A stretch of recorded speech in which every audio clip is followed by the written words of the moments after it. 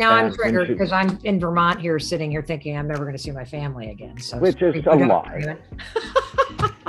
Which is a lie. So you and I can talk about that. You have to tell your brain what you want, or it'll give you what society wants. So these are tools you can use all day long, these questions, and keep coming back to them to help you stay present, correct?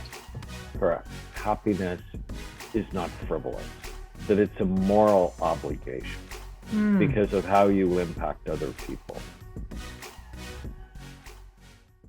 In your new book, you've got 7 questions that you recommend that people ask themselves. Let's go through those 7 questions. And when you ask these questions, what do these questions do for you?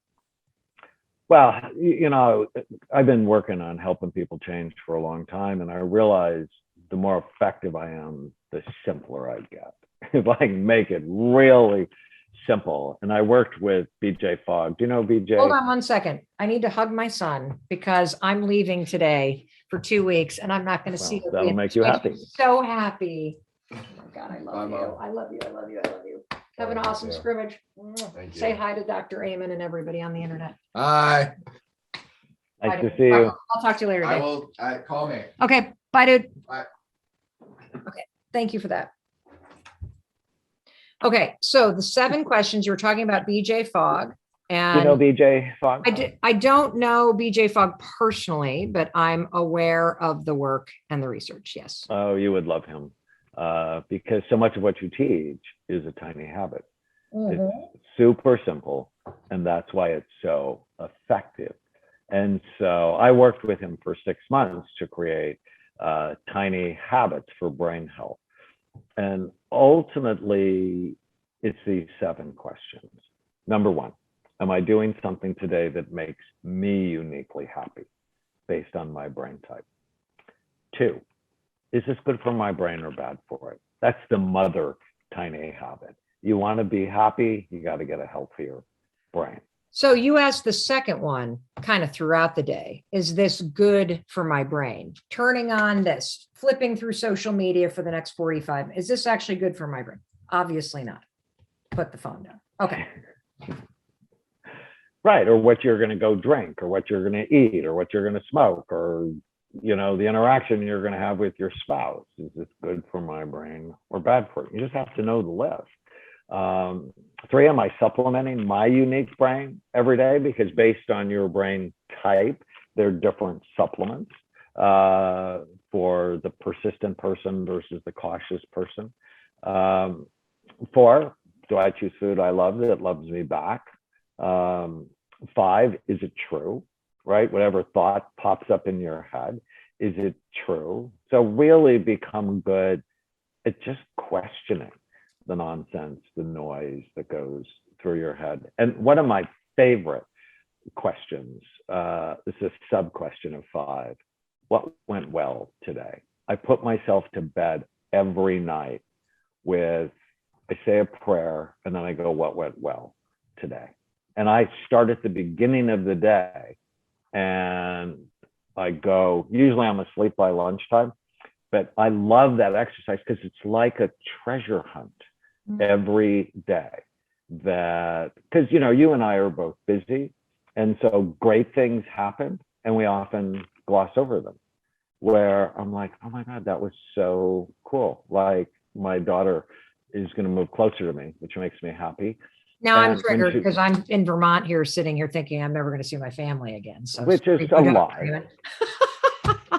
Which is a lie. So you and I can talk about that. You'll see them anytime you want to see them, right? And children tend to follow, in my experience. But she actually found the bear I bought her the day she was born.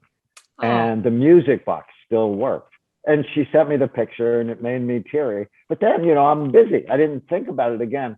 But boy, did I think about it putting myself to sleep, because it sets up your dreams to be more positive. Wow. And then 6 is, am I reinforcing behaviors I like in others today or behaviors I dislike by what I pay attention to? And 7 is, does it fit? Does my behavior fit the values, purpose, and goals I have for my life.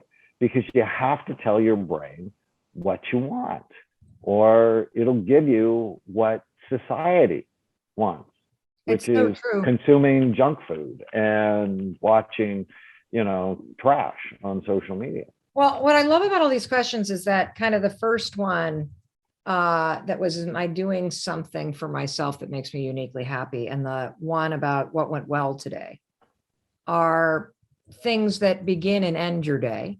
And the rest of them help you re-anchor to the power inside you to align what you're doing throughout the day so that you are happier, more supported, and more aligned with your values. So these are tools you can use all day long, these questions, and keep coming back to them to help you stay present, correct? Correct. I mean, And to help you moving toward joy. And I actually start the book with the idea that happiness is not frivolous, that it's a moral obligation because of how you impact other people.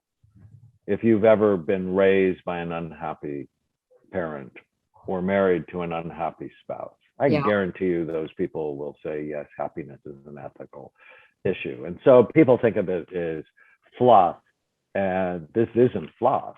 I think Buddha said,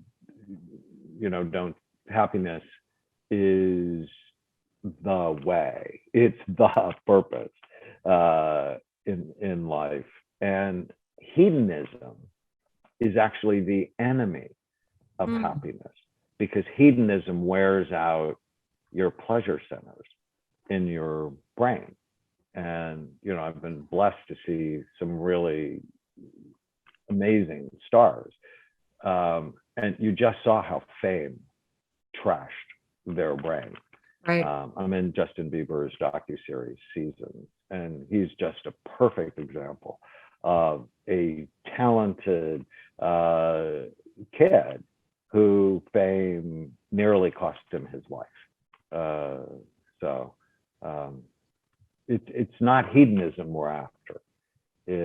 And one of my favorite techniques, I think you'll like, is looking for the micro moments of happiness. What's the smallest thing that happened today that made the biggest difference for you? And I love it, honestly, the hug with my son.